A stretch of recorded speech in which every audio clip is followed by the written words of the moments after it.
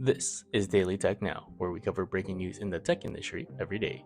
In today's news, artificial intelligence tools capable of generating images from written commands have gained attention but are not widely used in work or home settings. Leading tech companies are working to integrate text-to-image generators like Stable Diffusion, Midjourney, and OpenAI's DALL-E into popular software such as Adobe Photoshop and YouTube. To gain wider acceptance, they are addressing concerns related to copyright infringement and harmful content.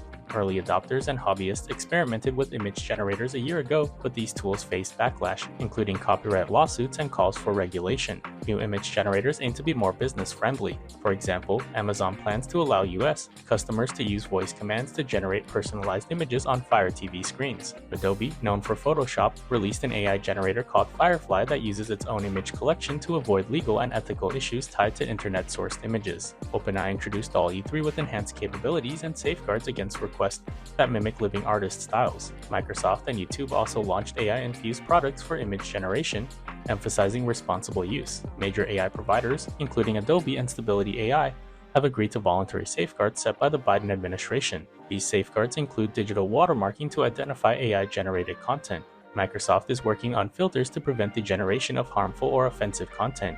Overall, tech companies are striving to make text-to-image generators more accessible and secure for various applications while addressing legal and ethical concerns.